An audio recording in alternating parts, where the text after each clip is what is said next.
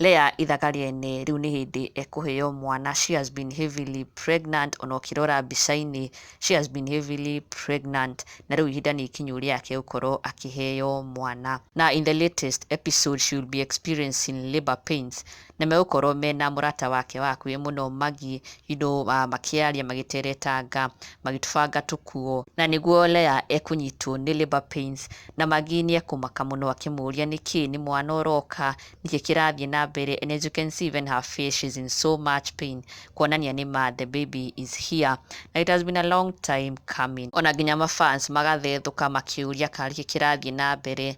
Leah has been pregnant for so long, nĩmetereire mũno kuona akĩheo mwana, makĩenda kũmenya kana nĩ ekũheo kairĩtu kana nĩ kahĩĩ, ũrĩa gũgũthiĩ na mbere, yani the progress after she gives birth, na ũrĩa gũgũthiĩ na mbere rĩu, kana Governor Jomo nĩ egũkorwo agĩ-take responsibility kana gũgũthiĩ atĩa.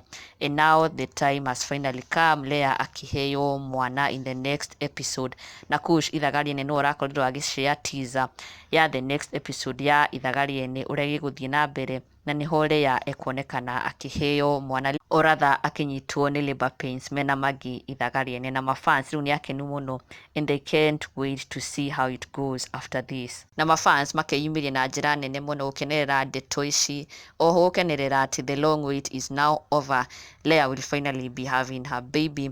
Lucy Muchira akiuga sending love, mtoto tunaye hatuna. Hana Wairimu can't wait. Onake Agnes akiuga sending love, can't wait to watch.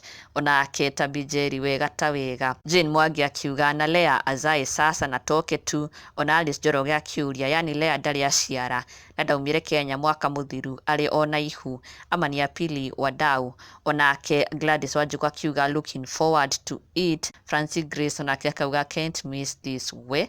Lydia Wanjiku looking forward to it. Nĩ mani yake nĩ mũno kuona ati finally Leah will be having her baby.